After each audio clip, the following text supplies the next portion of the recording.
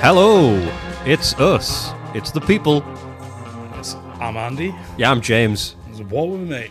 It is. Let's just cut through the noise. Yeah. Hello, Australia.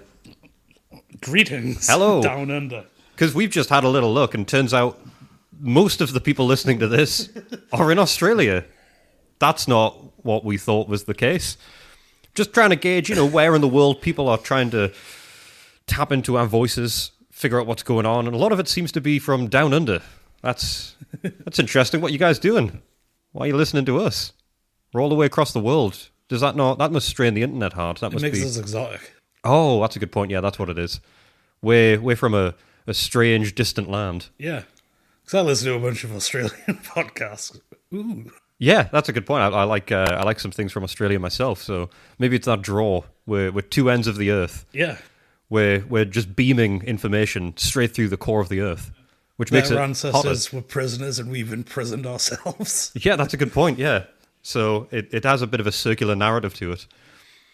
We're righting the wrongs of history, and we're making our own history, Indeed we are. one play session at a time.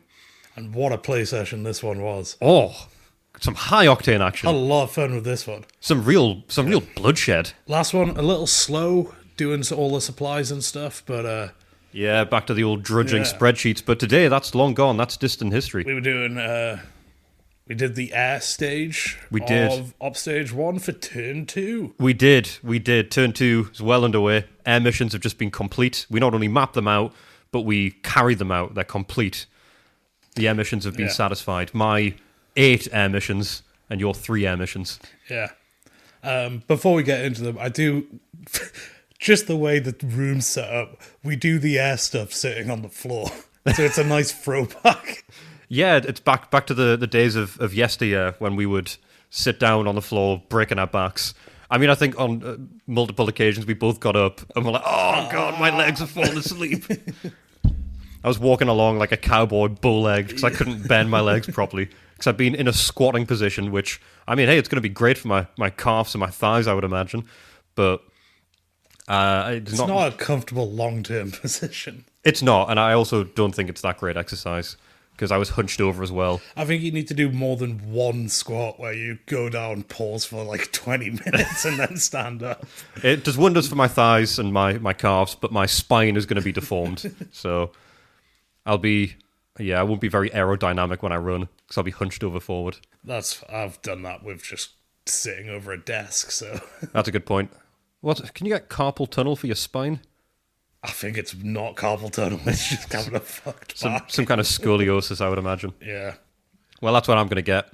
And another thing I got was some victories up in the air. You did. It was an interesting one because you went wide this time, 8 missions. I got real wide. I went for quite a few. I've actually got the air missions here. So with air missions, you may already remember, we declare them at the same time, then we play them out bit by bit.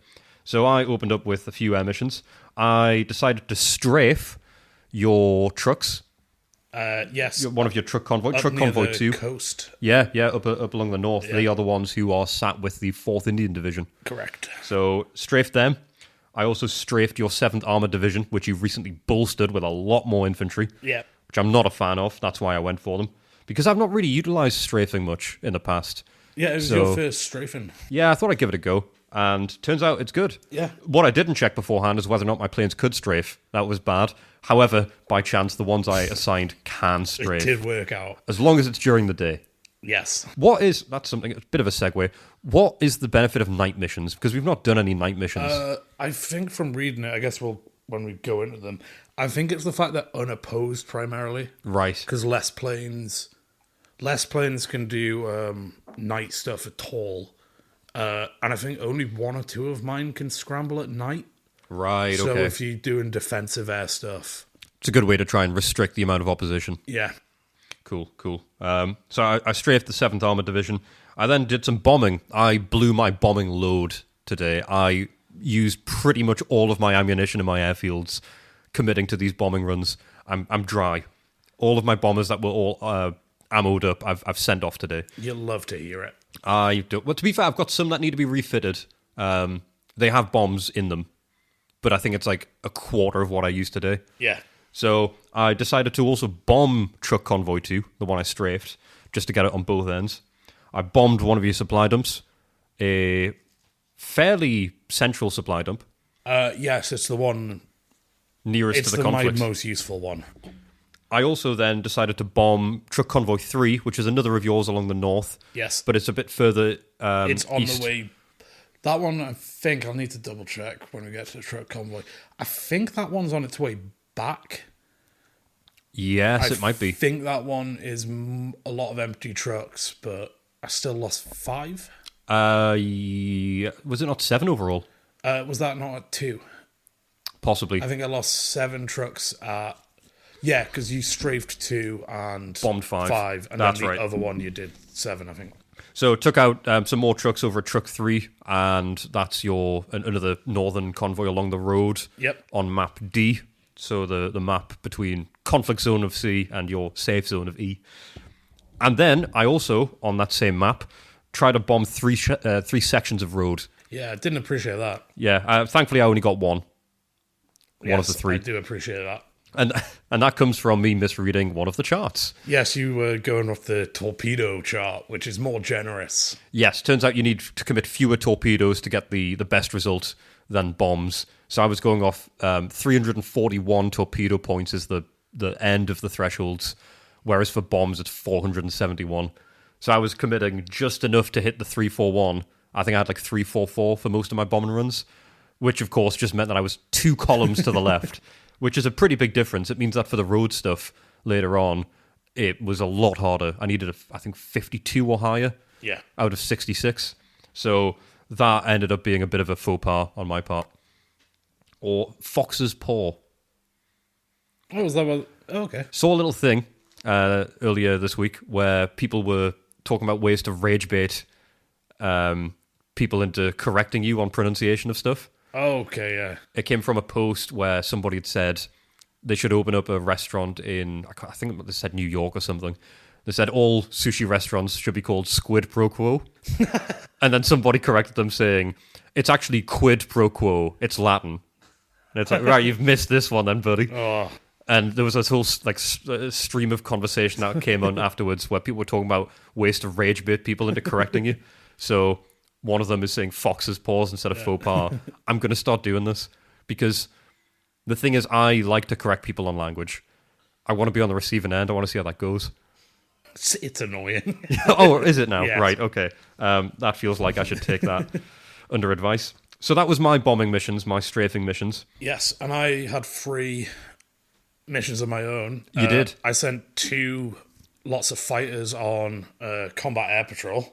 Yes. I sent them to 7 and the 4th Indian because I thought you might bomb them again because we were playing around with that last turn. Yeah, last turn I really went heavy on bombing your guys. So I was thinking they would be a good screen for that. They ended up being a good screen for your bombing on the trucks and the strafing runs. Yes. So the fight over the 7th, I think, did you down... I think I down 3 or 4 and you down 2 maybe? So the fight over the 7th, yeah. So I lost 2 guys, you lost 2 guys. Fight over the 7th. So I got off my strafing. Everyone who survives gets to strafe. And then when it came to the fight over the 4th, when I was trying to bomb your trucks, you got quite a few kills. You got 4 kills. I only got a lowly 2. Yeah, and the way that air combat works is, I think we might have explained this, but basically if there's a screen of fighters, the fighters, you resolve that first, and then whatever the difference is, if the attacker has more planes, that many planes get through. So I've sent 21, lost 2. You sent 16, was it? 15 for one, 16 for the other. Yeah, but then lost 4. So I got 8 through. Yes, So you it got must 8 have through, and you took out 2 bombers. 2 bombs and lost 1. Yeah, one of plane. my bombers actually shot you down with a snake eyes rule. That flying in formation tac air boost is actually pretty big because you ended up with your bombers had more tac air than my fighters. It's Yes. just the maneuverability is the big thing. Yeah, if you have a formation of 8 to 17 bombers, you get an additional 1 point to your TAC air. If you have 18 or more, which I did, I had 31, you get 2 added to your TAC air, which is the thing that's the sort of core value that determines the differential, and then Yeah. maneuverability also affects it after the fact. And it's pretty significant because TAC Air seems to, I think they top out at 6 or so. I think there might be some planes that are like 8. Maybe like the Spitfires or Messerschmitts we get later, but for now it's a pretty small range, so that +2 is pretty massive. Yeah, I ended up coming out with 6 for my TAC Air, and then I had a couple pilots on there which bumped it up to 7. Yeah. So it's some crazy values in the end. And it worked out well for me. I ended up having a bit of a defensive line because of that, even though you got 8 through. Took down 2 bombers, which if I had got the thresholds right, looking at the table correctly, that would have pushed me down 1. Yes. However, since I got that wrong, it meant that I was still comfortably within the same bracket. Yeah. So nothing got affected, really.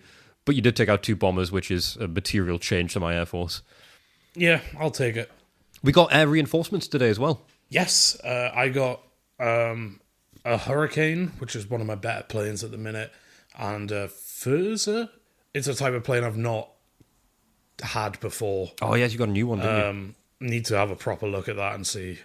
I think it's a fighter, but I need to see how good it is. Well, I got 12 bombers, Yeah. and then I get some more between turns 3 and 6, but not a huge amount. I think I get another 12 again then.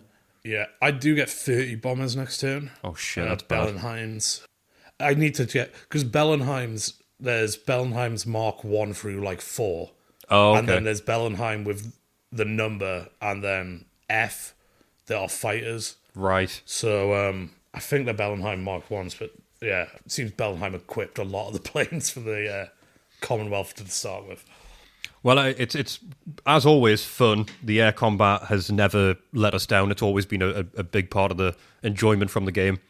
And coming up next, we've got some movement stuff. Big movement stuff. Yeah, because you gave me a little sneak preview of what you're going to do, you son of a bitch. Yes. You really have taken it too far this time, Andy. And the thing is, you had this smug look on your face. We were taking a little break from the air combat, and you were just sat there with this big shit-eating grin, talking about how I'm going to hate what you do next. And I was like, is he going to box in the 4th black shirts? Is he going to try and sweep down south and undercut me? And it's a little bit of the second one, because what you're actually trying to do is steal all my fucking trucks. Yeah, I've motorized the Northumberland Fusiliers and the Scots Guard, I think it is. And they're just... they're suiciding behind your enemy lines to disrupt... My plan is they're going to try and steal a bunch of your trucks and then basically use the stolen supplies to drive into the desert and get away. Which is hurtful, because my whole air mission revolved around disrupting your supply line by taking out your trucks, taking out your supply dump, and breaking up the road. So it's going to be harder to supply your men around this frontier. So the last thing I needed to hear is that you're about to steal all my supplies. Yeah.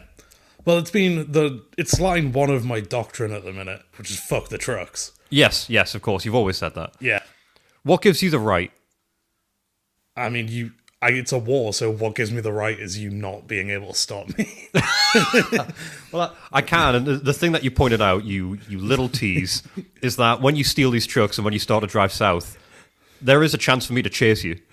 Yes. But if I chase you, I'm following you into the middle of the desert as well, with likely a full division, because that's all I've really got to hand. I've got like 7 divisions, and I don't really want to kill a division by chasing you into the desert to try and get my trucks, which will almost definitely break down en route. Yes. So you're just going to be sat there with my broken down trucks, trying to eat my food, which I need to remind you, I don't have. There's nothing in there of use. So you're just stealing trucks with like a few breadcrumbs and empty shells. Why? Why would you do that to a man? I'm making a new version of the Long Range Desert Group. No, you're not. You're making trouble for the sake of it. Yeah. You're stoking the flames of conflict. You're trying to rub me up the wrong way. And God, it's working. I mean, that's good. An angry enemy makes mistakes. No, you're making mistakes now. That doesn't. I'm going to show up with a can of deodorant, a lighter, and I'm going to set you on fire. That's the only way for this to work, really.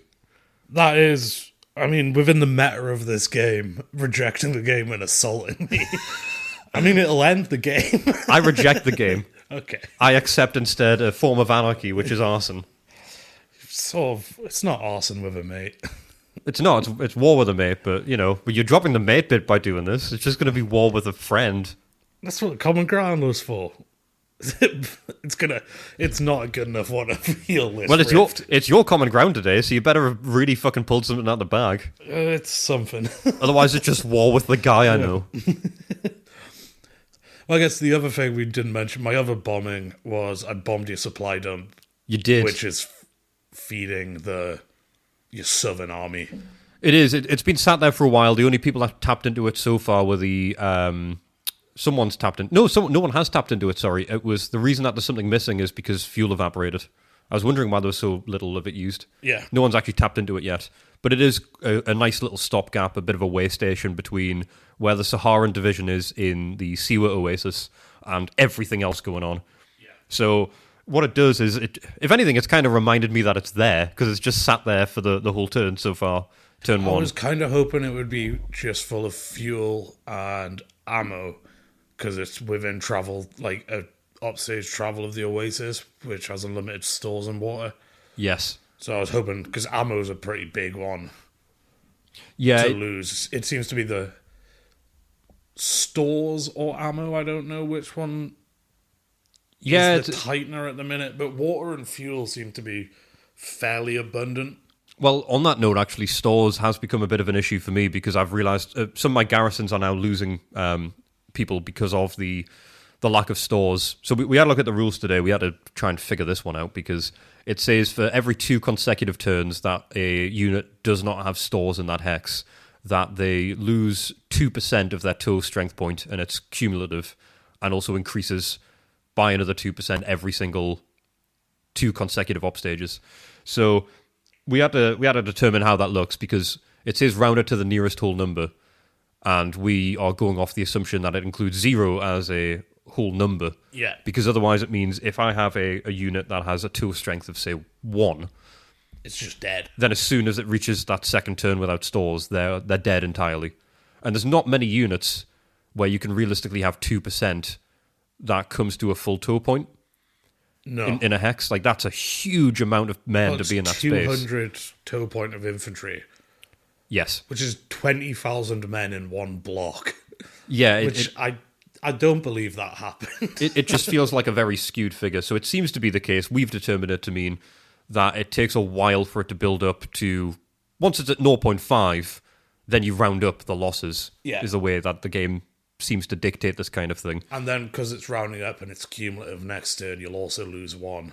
Yes. So it's a slow ramp up, and then once it flips, you're losing at least 1 toe point. Yes, yep. So it will eventually hit hard, but at the moment it means that I'm safe for a while. These smaller units, the garrisons where they have... So they're sort of 1 to 5 toe points for the most part, these garrisons. Yeah. And I think I've got 7 garrisons that are starving. That's pretty bad. Yeah, it really speaks to my bad supply line. That you're trying to steal as if it's some sort of Fort Knox full of gold bullions of food. No, it's far more useful. It's life-sustaining goods. There's no life-sustaining goods in the trucks. There's something of value in them. There's not. Right, you've got to get this out of your head. There's nothing in the trucks, Andy. They're completely empty. They're not completely empty, but they're functionally empty. Well, they're functionally mine. I guess now they are. The only hope I have is that when you get there, your trucks break down so your units can't move. But then I'll mechanize with your trucks. Well, you're going to have to then use a lot of CPA to then start reorganizing shit, so... No, not air. You're going to have to do that. You have to put your men into the trucks. You're going to have to load them up. Then they'll be full of your men, and then I'm going to bomb them. How about that? That's fine. That's fine, is it? Yes. You shouldn't be accepting that. You it's said fine. you have very few bombs if you waste them on 300 guys running around with trucks. Stop listening to what I'm saying. I'm sorry, is that unfair? Stop using the information I'm giving you. Just that. At all. That's it. I'm using... Yeah, stop it. When I talk... Just sort of like bounce back with light remarks and don't take anything to heart. And then forget. Yeah, just forget about it. Okay. Forget about it. That's not happening. Right. Another exciting element in this play session. Yeah? The fleet's in play. Oh, cool. Right.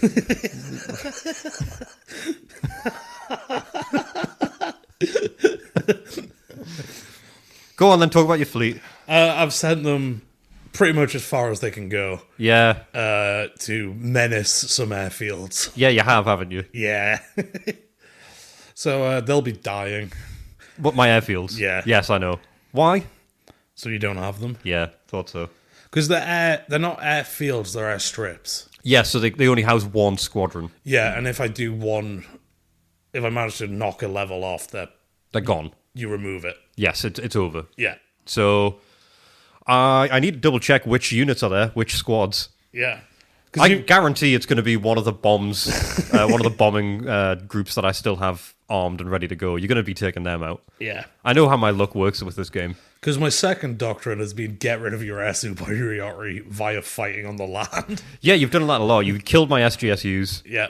which I actually need to check when they come back. It's op stage 2 that they come back this turn. Yeah, it is. Was it not like 4 turns or something? 4 turns. It's 1 turn.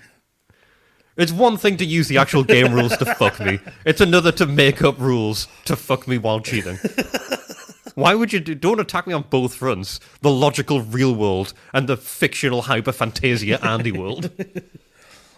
Okay. Fine. Whew.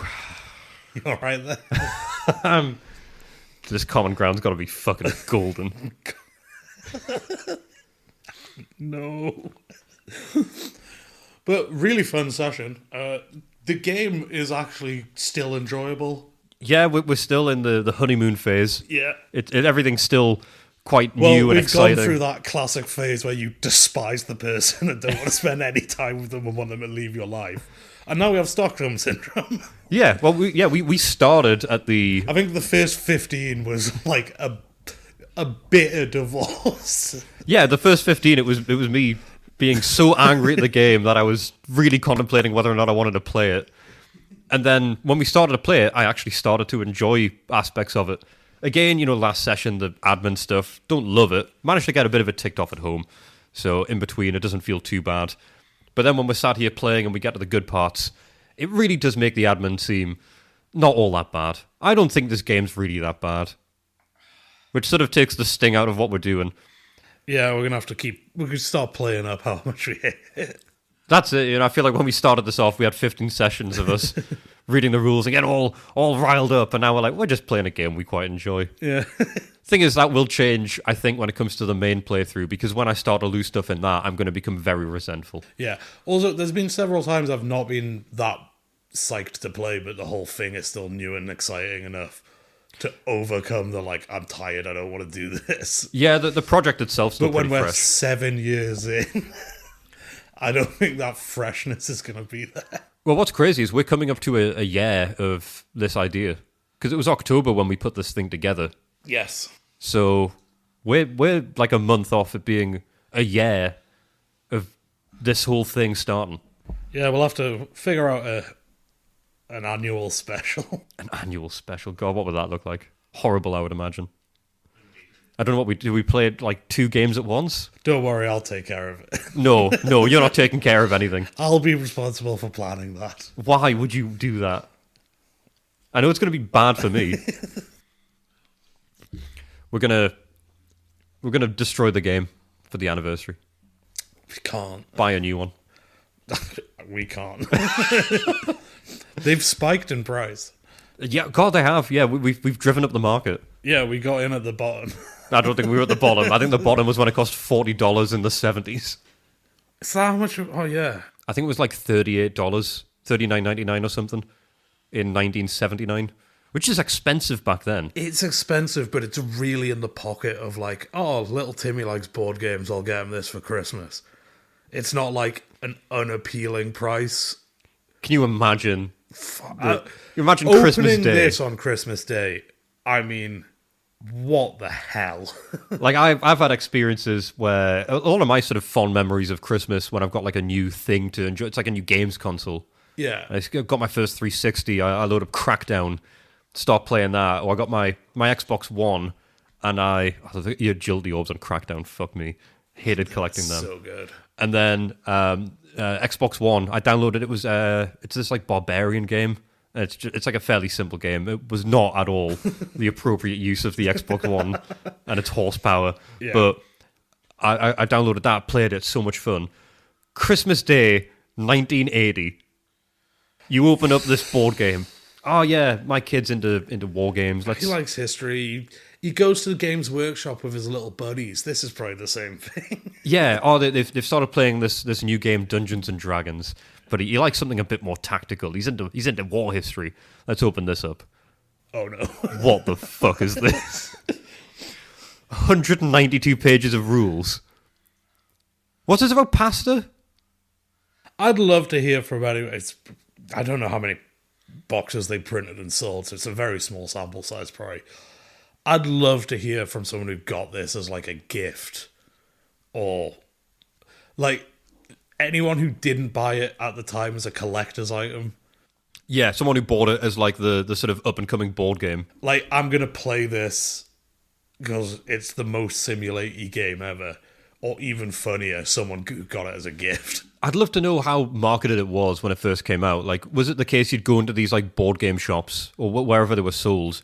Is it like they've got a big stand where there's like 10 of these things stacked up on top of each other in like a little pyramid? You know when you go to like Waterstones? Yeah. And they've got like a new book. See, this game doesn't fit into that. I feel like this is like Wargamer Quarterly magazine. There's like an ad in the back that you can like post away. Yeah. Because like, I don't see a shop like, oh yeah, we're going to get that in. Yeah, because they also didn't design this. Richard Berg didn't put this together and go, this is going to be the hit-selling product of the summer. No, he thought it was a joke. Yeah, he made it to torture us in the future. Yes. So there's no way that he designed it being like, this is going to be the next big hit for SPI. No. Well, I guess he probably did, but because of SPI's catalogue. But I don't know how this thing was sold. Was it a write-in order? Was it in shops that much? It must have been niche shops that it was sold in. Yeah, but I guess those shops did exist, but like, I feel like that, like the big swing of nerdy stuff, like at least where we live, a lot of those shops opened. They feel fairly contemporary. Yeah. But it's almost like a surge of nostalgia. A lot of the stuff that they sell is like comics, and then you get like a lot of, because there's one in town that's like very big on board games, and they've got like a ton of board games, and thing is, all of them are like contemporary board games. They're like the new stuff that's out. There's not many places I can think of that sell like old board games like this. No. Obviously not. This is like an extreme one, but a lot of the other games that we've come across in the same space, like Code Blue, all these are the ones that are, these are the obscure, very long, difficult hex and counter games, basically. Yeah, I don't feel like I see them. Like I see Cluedo in Brazil, or like 5 versions of Monopoly, but not. Yeah, there's all sorts of different questions I have about how this game came to be. Yeah, I'm going to put another request out. This one's even less likely than someone who got it at the time. Anyone who was in the building at the time, like if you were an intern, if you worked in like sales, not making the games, I want to know what was going on. Because I have this theory that this game could have been worked on forever, and 2 years in, someone went, pack it in, we're releasing this, and there was a scramble. Yeah, I'd love to know. I don't think it was like, hey guys, this is done. It was like, you guys have wasted too much time. Yeah, we want to hear from anybody who has any involvement with anything to do with this game, ideally as far back as possible. Yeah. If you remember seeing this in the shops, if you have a parent or a family member who was maybe into this kind of thing when they were younger, or if they can remember anything about this. Did an ambitious friend try to rope you into play it over a summer holiday? Like... Yeah, have you joked about this before? I guess how many people have heard about this game in detail before this? I imagine a lot of you have probably heard about the game. That's probably why you're interested in this. Because it's become a thing, but not... It wasn't always. No, because I don't think I'd heard about it until our friend mentioned it. No. And then we set up on this course. And then you have the thing, it's like, oh wow, I feel like it's going up in popularity. And it's like, well, no, I'm now looking for it. Yeah. I'd love to know what happens to the other copies that are bought. It's got to be a collector's item. It must be. I think there's... I'd be shocked if there's many people buying it to play it. Like, we've seen a few, like the board game in place in Seattle, and you know, of a few other people who are playing it. But yeah, it's We like to keep tabs on everyone who's playing. Yeah. We like to know what's going on. We keep an eye on you. If you're playing the game, we know about We it, by are the way. aware. Yeah, we have a little red telephone on the wall that rings. We pick it up. Yeah, Andy, we've got another one. Yeah. It's Chicago this time. We've sensed a spike of annoyance in Chicago. There's been a great disturbance in the force. As if 1,000 little pieces of game Were yelled punched out. And then blue tack stuck to them. But all of you people out there, regardless of if you're playing the game or not, we know what you're saying. Mostly because you email us and You let tell us us. know. And speaking of that, we actually have an email to read out. Now, this is a long one. This is a long bit of doozy. correspondence. So this will probably be the only one we can get through this week. But it's a good one. It comes from Arrow. Oh, we've got a pseudonym. I like it. It's probably because we've accidentally read people's names out and then had to... Constantly doxed people by mistake. Yeah, we always bleep it out. But, you know, I get why you've got the fear of God in you that we're just going to read out your full name and social security number or national insurance number. You don't send those in, but we do have them. It's best not to give us the option. Yeah, don't allow us that. Put whatever funny names in you like. It's the content that matters. The content of the message. It's the idea, not the man or woman behind it. It's just what you write. Anyway, just waiting for my phone to load up there. I was stalling a little bit. I couldn't tell. Good. It's just, you don't want dead air. So what's Especially not Arrow when I got to edit say? So, Arrow says, "Hello, James and Andy. I've finally caught up. I'd give you my first real name, but it's the same as someone who's already emailed in a few times, so instead you can use my screen name, Arrow. I like it. Anyway, I'm yet another fan by way of Cam. Yes, Cam Sandwich, good guy, and started your podcast this August. I was originally listening through YouTube before moving over to the Apple Podcast app. iPhone users without YouTube Premium will know why. You can't close your phone with the podcast still going otherwise. I had YouTube Premium briefly. Got a trial for it. I'd recommend it if you have money to dispose of, because it's costly. And posted some of the scant few comments you all gotten on YouTube. I'll have to double check those, because I don't know that I've read the YouTube comments, so I will have to go back through that, Arrow. In which I promised to send an email when I caught up. And with episode 38 on 28th of August, I have done that. I have mostly been listening while traversing deserts of Kenshi, the product of some other British mines. Great game, with a good Steam modding community, and a prequel in development. I'm happy to have picked the game back up after not playing for a couple of years. Don't know that game, not heard of it. I've heard of it, I've not seen it. It seems like a very open world sandbox where you're like run around some medieval thing. It looks alright. Some YouTubers I like play it, but I'm not giving it a go. I'll have a little delve into that, see what's going on. You go on to say, and now I have a few questions.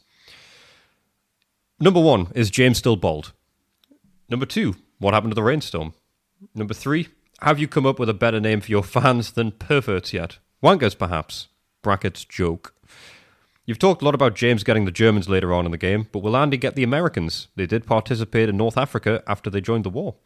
And lastly, do the German tanks break down more often? They had a terrible habit of making them too heavy for their engines and had problems sourcing petroleum lubricants and rubber for seals and gaskets, leading many of their models to break down more easily than Allied designs, even under ideal conditions. However, for many years until recently, German tanks have been glorified by military enthusiasts, because victors do not actually write their history all the time, and surviving Nazi military leaders made memoirs which shaped people's view of the German side of things long after the war. Considering the age of the game, I'm curious to see if Richard Berg was aware of their true failings or not. I can recommend Laserpig for some very entertaining presented history of tanks from this period and their glorification in the years since the war. Shall we hit those questions? Yeah, some good questions in there. So, are you still bald? Am I still bald? I'm not. I did reference that a little while ago, that I'd shaved my head like back end of last year. And I'm not. No, I've let it grow back out. It was on a whim. I've done it a few times. Don't think I'll be doing it again anytime soon. I did get told I look like a bad boy when I have my hair shaved. However, it's just not worth it. I'm a bad boy at heart anyway, so that'll do me. I do have my biannual haircut coming up. You do. It's getting to the point I can't put headphones in, so time to shave it down to a 4 all over. Yeah, that's what you usually do. What are you doing about your beard? Because you've waxed about getting rid of your beard every now and then. I'm on the fence. I think I'm getting rid of it, but also it's like, if I don't like it afterwards, it's a long time to get it back. Also, since the beard, I've gained quite a bit of weight. I think it's been a chin hider to a certain extent. Oh, I want to see what the chin looks like. So I may have to cut it and then abruptly start looking after my health. I don't think I've seen your chin since we first moved in together, because you've had a beard pretty much since. Oh, it's COVID. Yeah. Oh, is it COVID? Yeah. I'm going to have to go back through some old pictures, see if I can figure out when the beard I used to be a cleanly shaved, fresh-looking guy. You were. I remember when you were clean shaved. And you've got quite curly hair as well. Yeah. Trying to paint a picture for the people. Got a bit of a fro. Yeah, you got a bit of a fro going on. And I would probably what would I describe mine as? Something of a messy quiff, maybe? Yeah. Maybe that. And definitely not a beard as impressive as yours, Andy. So that's my hair situation. What happened to the rainstorm was question 2. The rainstorm ended. It lasts for an op stage, and then it goes away. Every op stage, you re-roll the weather. We had a few runs of normal weather. We're currently in hot weather, which I forgot about until today, actually. Doesn't affect aircraft. No. But it will affect water consumption. Yeah, have you done it for your water distribution? Double. I have been doing it, yes. Which is brutal. It's not fun. Some of my units are actually quite bad for water now. Have you come up with a better name for your fans than perverts yet? Wankers, perhaps. We haven't. We actually didn't want perverts to be something that catches on at all. So, I don't know. Maiders? Maiders? That sounds fine. Yeah, there we go. You know what? There it is, Maiders. That's it. Here it is. There it is. It does it does ring. It's in the same school as Wanker. Yeah, there you go. Maiders. There you go. Done. Tick that one off. Oh, business is booming. Talk a lot about James getting the Germans later on. Will Andy get the Americans? Yes, he does. Tanks, I believe, are a big thing. I get American tanks. I think I get a few aircraft. I don't actually know if I get any units. I don't know that you get any... Because I think they got stuff from Lend-Lease, but I think when the Americans arrived in Africa, they came across from Morocco. Yes. So they pincered them. Yeah, for the most part. So I don't know if I actually get any American units. It does mention specifically the Lend-Lease agreement in the rules, and that you get a lot more trucks because of that. Yes. You get a surge of trucks late game, and you also get... Pardon me, I've got the hiccups there. You also get, Sherman tanks. Yes. And a few other types of tanks. So yeah, there is an American influence. And you also go on to ask, do the German tanks break down more often? There is an adjustment table for tanks in general for breakdown.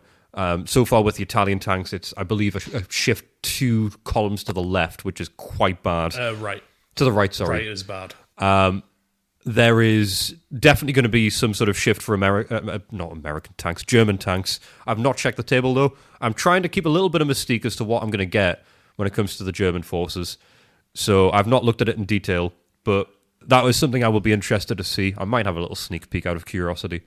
I think as to his point about them being glorified, I mean, we'd have to look. I think if it's a modern thing that's being re-examined, Richard Berg was probably going off the old way of looking at that, most likely, because there is a lot of bigging up of like the Panzers and stuff like that. Yeah, the Panzers are definitely scary. I'll need to check that breakdown value. Yeah, because I guess that's the thing: reliability versus efficiency.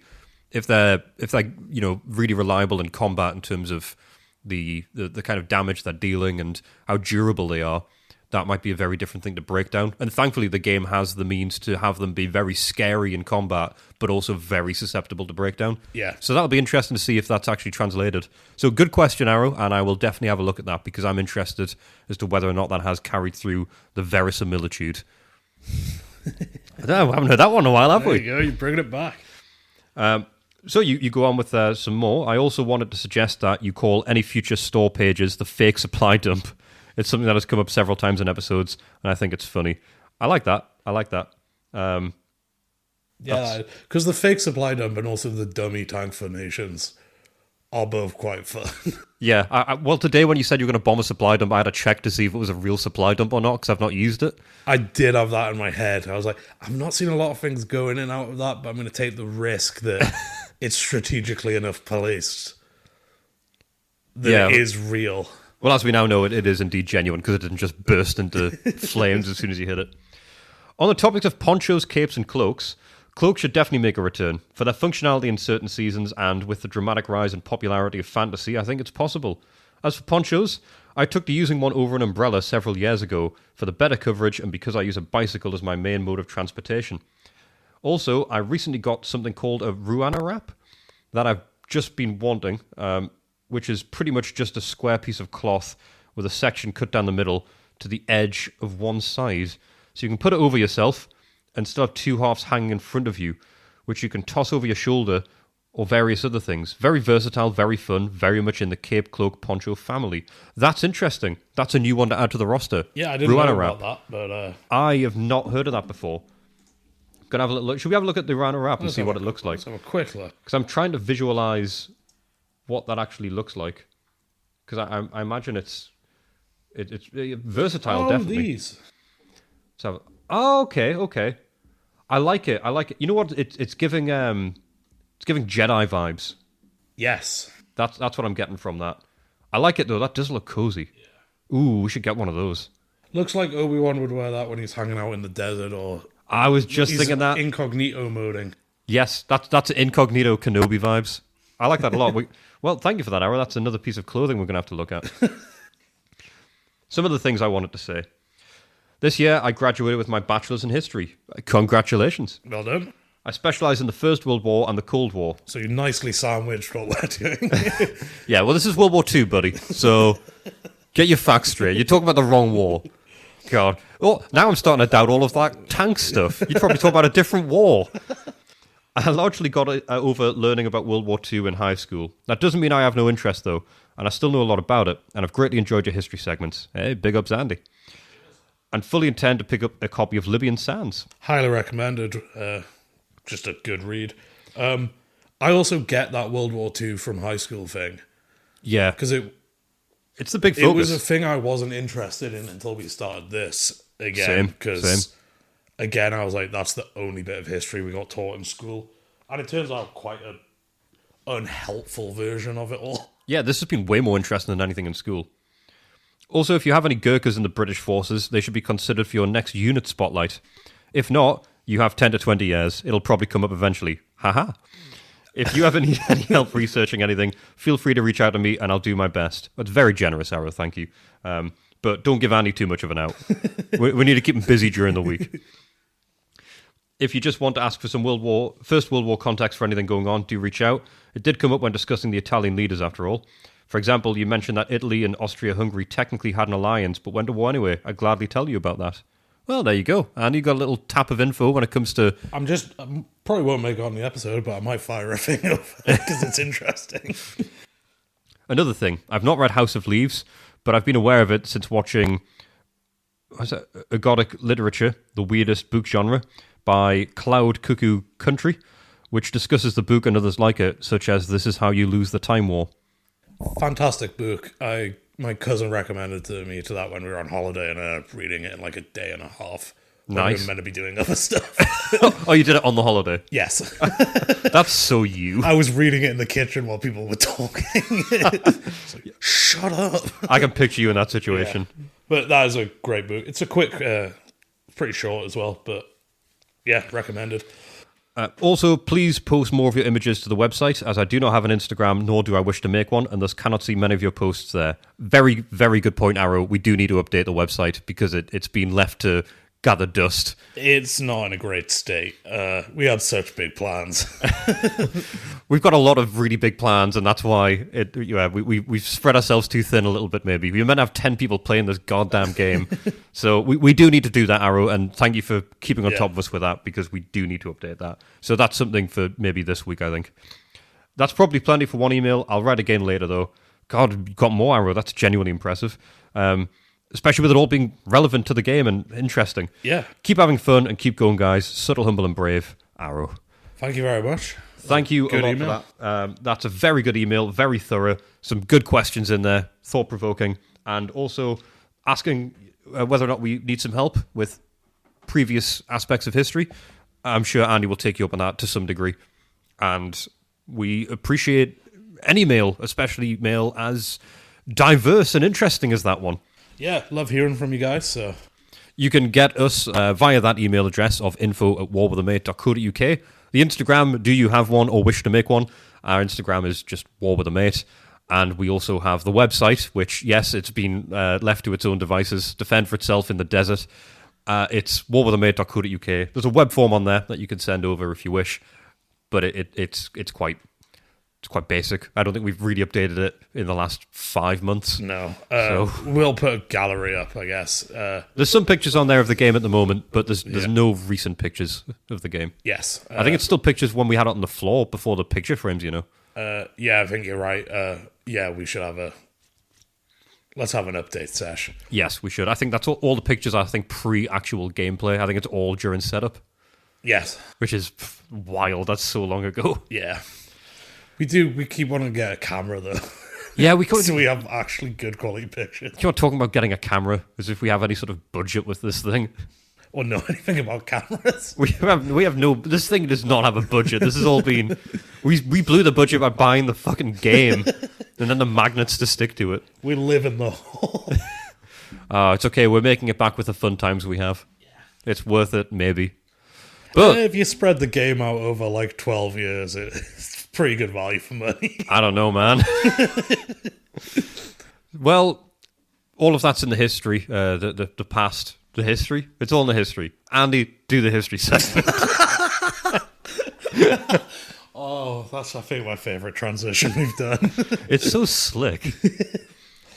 So, yes, we're continuing Italo Balbo's life, I guess. Yeah, life and misadventures. Yeah, so last time he'd done some stunt flying, appeared on Time magazine. He became the most famous man in the world. Yeah. That's wild. And because he became the most famous man in the world, or not in the world, but became incredibly famous and loved, Mussolini didn't like that. So his plan is to send Balbo... well, he's not sending him to Libya, because Libya doesn't exist at this point. Right, okay. He's sending him to be Governor General of Italian Tripolitania? Jesus Christ. Cyrenaica and Fezzan. Okay. He gets this job. I forgot the quote. I'll hit you with it. It's just him accepting the job. From today, in the name of His Majesty, I assume the government. My three predecessors, Volpi, Di Bono, and Bagnolio, have accomplished great works. I intend to follow in their footsteps. Slight dig there, because in the name of His Majesty, he's ignoring Mussolini. I was thinking that, yeah, that's not who Mussolini is. Because tensions between them are starting to rise further. I was half expecting the quote when he's accepting the job was just, I accept the job. There's another one that is basically that. That's like a public speech. When he gets the job, he's just like, sure. But yeah, on the 7th of November 1933, he's appointed Governor General of those three states. His task is to assert Italy's rights to lands in North Africa. At this point, Graziani, that fuck, has been carrying out the Libyan genocide since 1929. What a dick. Yep. So as of the 1st of January 1934, Tripolitania, Cyrenaica and Fezzan are merged to form the colony of Libya. Okay. So Libya's, formed then. So just to give you a sense of what all this is for from the Italian perspective, I guess, Mussolini, he wants essentially... there's a problem many European powers have at this time. Examples are like Germany, Russia, Italy. They don't have access to the global oceans. Oh, okay. Right. Italy either has to use the Suez Canal or the Strait of Gibraltar. Right. Germany's up at the top. Russia doesn't have the ports. It's a problem these countries have and why they weren't as big in the colonial powers. Right, yeah. Like all the colonial powers, Spain, Britain, Portugal, France, it's having easy access to the ocean is more important than like what's in your country. Yeah. So Mussolini wants to correct this in his mind. So he wants to there's loads he wants to do. He wants to take over Cameroon, which is on the bottom of the bulge on Africa. Is that what they call it? There's the bull, because the Horn of Africa is... Is that the bottom? I think that's the bottom. Yeah. God, we're playing a game about Africa. God damn it. We don't know the fucking geography. Yeah, I know where Cameroon is. I can't describe it on them. But Cameroon is on the Atlantic, and he wants to have a strip of land that goes through from his Libyan colonies through what is either modern-day Chad or Niger to Cameroon, which would make them an Atlantic power. Right, okay, yeah. To complete this, he also wants to drive the British out of Egypt so he can take the Suez Canal. And then, in his head, the Italian Navy is going to drive the British Navy out of the Mediterranean. Not very subtle and humble. No. And then he wants to conquer Gibraltar. He's basically imagining the Mediterranean as an inland sea, and everything around it's Italy. Oh, okay. Well, this is kind of going back to his whole recreate the Roman Empire mentality. It's kind of reaching back to two things that you couldn't do. He wants to both reach back to the Roman Empire, but he also, by trying to get Cameroon, he wants to become a colonial power as they're dying. Like, World War II very much marks the end of colonial power. Like, it takes time for it to die. Yeah. So he's just behind the ball in multiple ways. Guy's stuck in the past. Yes. Well, that is a big thing of them looking back. They're both stuck in the past and make it up. Like, I don't know if you know the, like, Roman salute? Yes, yeah. Romans never did it. Oh, okay. It's from, like, an Italian film about Romans from, like, the 1930s. Oh, okay. So they've just completely They just, lost. like, nick the symbol. But a fake symbol. But, yeah. So, by being appointed general governor of Libya, this works well for Mussolini. Balbo's out of the public eye. He's away from the corridors of power. It's sort of an exile. But also, if he succeeds, Mussolini gets what he wants. So it's like my rival goes off and becomes nothing.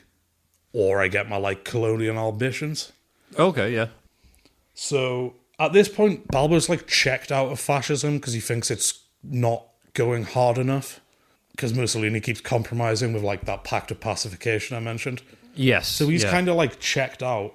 But around this time, there's loads of talks of coups and stuff, and his name's coming up constantly. Right, yeah. I was like, this is our guy. His phone's tapped the entire time. And Mussolini's, like, jealousy mixes with fear and just turns into, like, actual hatred, apparently. Surely not. I've not heard he's a spiteful guy. No, he's a big softy. But he gets there, he does an alright job. He nationalises tourism, creates the ETAL, and their whole thing is that, like, they dig up Roman amphitheatres and then put shows on in them. It's all the culture stuff. They start the Tripoli Grand Prix. It's a lot of that, like, soft power stuff. Okay, yeah. They also create the National Coastal Road, which is the road that runs along the top of the map. Yes. For us, that's, like, a key strategic thing. Right, okay. That's created during the, like, preceding 10 years before the war by Balbo's efforts. Oh, so Balbo did that. Yeah. We're on Balbo's road. Yeah. Well, in fact, after he died, it was briefly renamed to the Via Balbia. Of course it fucking was. I think it's now being renamed to National Coastal Road again. Good. Because, yeah. Take everything away from him. Yeah. Because he's a weird one, because when he arrives in Libya, he immediately, against Mussolini's wishes, closes down 5 concentration camps that had been created for the local population. That's interesting. That's not what I expected. He provides investments in infrastructure, but a lot of this is the deportation of local populations and systematic repression. I think it's not that he's necessarily against removing the local population. He thinks they're, like, icky and bad press. It's not like a moral thing. It's like, this is the wrong way to go about doing this. Okay. Yeah. So Like, and then another example, because he likes to put a face on it, they announced this big policy. They're going to make 10 villages for Arabs and Berbers from the region.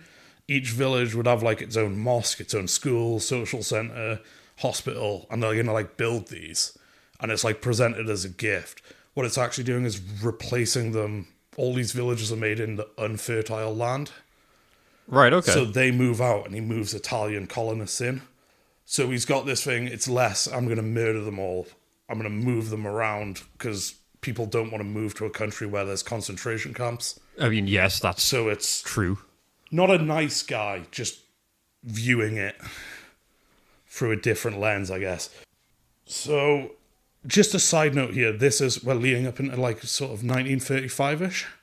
Yeah, yeah. Which, from you don't know if you remember, that was the Ethiopian War. We mentioned during Graziani's thing. Yes, yeah, remember that. This is the first test for the Air Force he spent the last sort of 10 years making. Okay, yeah. So they go in towards the end of the war deploying almost 400 aircraft. At this point, the Italian Air Force is made up of 15 transport crafts, about 9 of which worked. They have no air-to-air capability at all. Right, okay. The Italian Air Force loses 72 planes and 122 crew with no contest in the air. They have total air superiority. But this is when they're like dropping poison and dropping gas out of the planes and stuff. Oh, yeah, yeah. But the Air Force doesn't perform well. And this is where both Mussolini and Balbo have this thing of, oh, we spent all that time doing like showy flights and like using it as a propaganda arm and stuff. We didn't actually get it ready for war. Big flaw. Yes. It's just massively underperforms. Yeah, you've done all the showboating, but you've not actually made an efficient Air Force. Yeah. Another example of what he's doing. In 1938, he tries to organize this big event where he's going to have almost 2,000 families come over and settle 28 also newly constructed visits. This is meant to be a massive publicity campaign, but Mussolini kills any mention of it in the press, which just makes it kind of pointless. Around this time also, I don't know if this was confirmed as like an official order, but Balbo's name is only allowed to appear once per month in newspapers. So like, what a jealous bastard. yeah, it's just such bitch moves from everyone. So he's doing this, and he's also aware, like, oh, I'm going to have to go to war soon. So he's trying to create that infrastructure. Like, that's part of why he builds the road. It's tourism, building the region up. Also, I need to get my troops from east to west. Yes, yeah. And he's aware, because he's there, just, they're completely unprepared. Their eastern border is, with, like, the British and Egypt, is just unsecure. And their western border is just wide open. So he starts sending reports back being like, don't start a war here. And while he's doing all this, he's also throwing insanely lavish parties. Naturally. That get him the nickname African Waster. What? Yeah. His critics are all accusing him of corruption and embezzlement. Turns out he married a countess, and then he's been at like the top of the government for ages. He's just a rich guy, but it's constantly they get accusing him of corruption and stuff. And then they actually looked into it, and it came in under budget, so they buried the reports. So he spends 7 years in Libya as governor. The tail end of the Libyan genocide happens in the first few years he's there. It doesn't end because of him, it ends because they were kind of done. Like, when we went over the figures, they'd killed and displaced over like 50% of people. So it wasn't will to stop it. Yeah. There was just... But that does bring us... We're going to skip ahead a bit to May 26th, 1940, which is, incidentally, I believe, the first day of the Dunkirk evacuations. Okay. The German blitzkrieg's roaring across France. Not quite in Paris yet, but the Parisian government, the French government have left Paris. Like, they know it's going to fall. Yes. Which is when Balbo and the Marshal of the Army, Bagnolio, are summoned to the waiting room of the Palazzo Venezia in Rome. Bagnolio is surprised to see Balbo there at all, shocked that Mussolini would even talk to him. They enter his huge cavernous office, and this scene is quite funny to me. It's described as he's treating them to one of his histrionic poses. So they walk in, and it's like he's thrust his jaw out, his head's snapped back, his arms are on his waist, he's standing behind his desk trying to look like imposing as possible, staring into the middle distance. He's trying to aura farm. Yeah, and what I find funny about this is, you know, he was practicing that look in the mirror.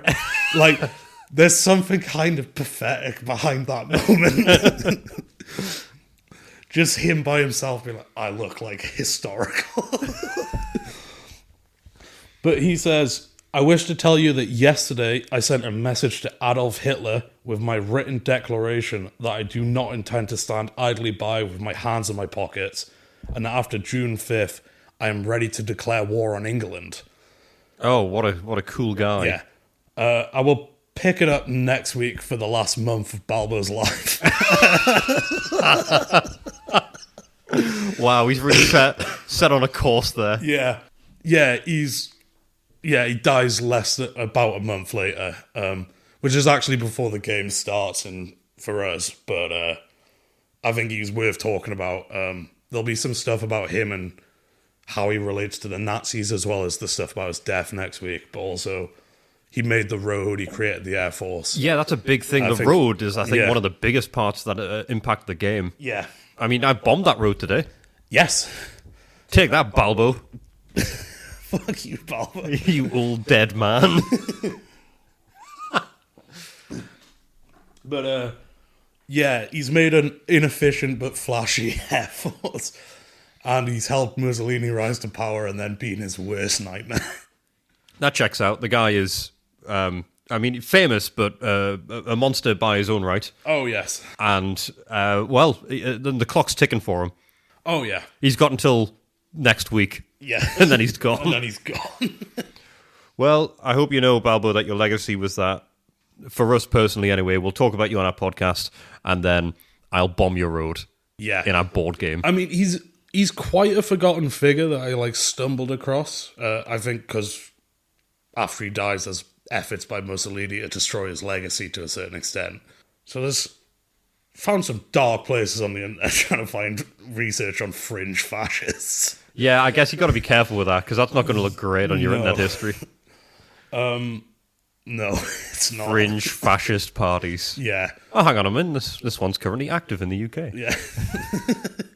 But yeah, we'll go into some of his attitudes towards the pact with the Nazis next time. But yeah. I'm sure that'll be thrilling. That sounds like a really happy time. It's interesting. But yeah, I think that's it for... Well, when we're talking about happy times, you got to really pull this one out the bag, Andy. Okay. Because you've been rage baiting me today. Okay. The rage is here. It's been baited out. Okay. So now, in order to bring us back together as friends, we're going to have to find some common ground. And now for something nicer. A little oasis in the war. It's time for some common ground. I'm trying the intro for common ground. I'm recording. Maybe. Yeah. Okay, common ground. Something phenomenally good. Okay. This is going to be based on a few assumptions I'm just going to need you to roll with. As often happens. The Olympics will soon be pointless. Oh, okay. Because it's all too specific and gene editing exists. And it's going to be... I believe a genetically engineered human will run a sub 8 second 100 meters. That human may already have been born. They just don't know it yet. Yeah. So that's coming along. So I just think Olympics, it's on its last legs. So I'd like to propose either an alternative event or an update to the Olympics, either way. Which would be? Each country picks 15 athletes. Yeah. They're the only ones who do the events. So you have like a pool of 15 people. and then you still do like track and field, I'm going to add some sports in there. So football, Right. rugby sevens, they're going to have to do a cricket test match. I'm going to put some of the martial arts in there. Powerlifting, a short, middle, and long distance run. But you can only have the 15 people that you assign. So instead of having, like, he's the best weightlifter, it's like you need the best all-around athletes. You know, I don't dislike this. I think this is actually quite a good idea. So it's not the best at each, it's like your 15 best. It's your team. Yeah, because you might be like, he will win us the points for the powerlifting. But then you've got like a powerlifter who has to like play in a cricket test match and I assume be the goalkeeper in a football match or whatever. So yeah, that's the general concept of it's not an athlete for every event now. You send your team and they do all the events. Are all of the current sports staying in there? I think we cut some of them down because I want to put some team sports in there. Am I right in thinking like skateboarding's in the Olympics now? Yeah, I'm right? taking that out. I thought as much. Skateboarding, breakdancing is coming out. Oh, I think breakdancing's a good one to keep in there. Imagine them having to figure out who's going to do that. Yes, actually, we do need some wild cards. Because you need a breakdancer who's also going to be doing the other sports. Because some of the sports I want to replace, fencing I want to replace with, I don't know if you've ever seen it, it's fucking insane. The Russian, like, night MMA. No, but that sounds fun. It's like 3 or 4 people in a ring in night armor, like, beating the shit out of each other. I've seen that at Download Festival before. Yeah, they made it an event. So I'm adding that. So yeah, the Olympics is now, I guess because there's a test match in there, it's going to be longer. But yeah, it's just your 15 best athletes. No, I think we stick with this. I think we keep some of the wild card sports in there, but having a team that have to figure this shit out is going to be so logistically challenging for these people. They're not going to know what to do. No. It's going to put the countries on edge. Yeah, and a country might be like, we just want to do the best at this one thing. But if you want to do like top of the medal table, God, you're going to have to win a lot of different sports with the same people. And the way you're going to have to cherry pick that's going to be unbelievably difficult. Oh, yeah. Because your concern of gene editing. Well, that's part of my thing is because it's so broad, you can't just have a guy who you've like tuned for one. Because my thing is all the Olympic sports are so like precise skill set, if that makes sense. Yeah, you're not going to have... Yeah, because if you have the person who's the perfect breakdancer, where do they fit in a cricket team? Yeah. Or like, oh, you've got the guy who can run 100 meters the fastest. He also needs to be able to run around for 90 minutes on a football pitch. Well, that's it. It's marathon versus sprint. Yeah. You know, having that endurance of being able to move around versus the short burst is very different. Yeah. I think that's... Oh, God damn it. I fucking hate that you've pulled this out the bag. I hate that you've given me a common ground where I'm like, this is just fun from go. God damn it. I was hoping it was going to be one of the worst ones. Oh, hang on. I've got to find some sort of flaw with this. Right, so where's it going to be held? Where's the first of these going to be held? What's the environment? Well, first one, we're doing a reset. We're doing Greece. Okay. Athens, maybe. Should we just start again? We're starting the Olympics again. Should we just do the same places in sequence? That's fun, because there's like 100 years of Olympics. Yeah, but they're only like... Because you get rid of the corruption stuff. Yeah, at this point it's like, well, I guess the issue is I'm not sure how many nations have disappeared since the inception of the Olympics. I mean, they held one in Nazi Germany, which isn't a state anymore. It's now just Germany. Yeah. Well, that's good. All you've got now is a Germany that isn't Nazi, so that's yeah, just they can have another go at hosting. That's an objective positive. Yeah. Yeah, we should do that. I guess you could go for real historical verisimilitude and, you know... Let's not. Just for this year, we're gonna pick it back up. Yeah, probably not. I don't think that's a great idea. No. I think we just stick with your idea. Thanks. We don't do their idea of gene editing. No, that's a bad one. Yeah, that's Well, it's all bad. it's all bad, but there's definitely a worst point. Don't fuck with people's genes. I guess, yeah, that's the message that we want to put out there today. There's a lot of ways you can upset people. Yeah. There's a lot of ways you can rage bait, a lot of ways you can antagonize your friends. But I think one of the worst ways to do that is eugenics. Oh, yeah. So if there's anyone out there who's considering getting into eugenics or is an advocate in any way, shape, or form, we decry that. We say no to eugenics. We say yes to playing silly board games. And a weird wide Olympics. A team Olympics. Well, I would say we're advocates for Team Olympics. We're advocates for being subtle, humble, and brave. But I think, apart from that, you already know the rest. You know what to do with your lives. Be good people. Live a full and fruitful life. Why are you laughing? I'm giving good advice.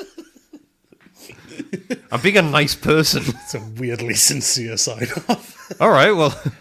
All right, I guess silly sign-off then. Watch out for your... Oh, what was that fucking program I proposed? Oh, do you remember the BBC Common Ground?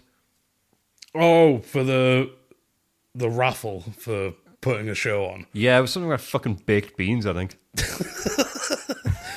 Well, it clearly left an impression. That's the kind of Common Ground I was hoping for. One where I can really just sit back and go, no, this is bullshit. But no, I've got nothing bad to say, Andy. I think you've pulled it out of the bag once again. You've impressed me with your social prowess. Thanks. You've got your finger on the pulse of everything going on Olympic wise, and that's something I've always said about you. I'm a bit of a futurologist. I know. That's such a good job. Let's take this one off before I get angry at you again. I'm James. I'm Andy. Stay subtle, humble, and brave. And good night.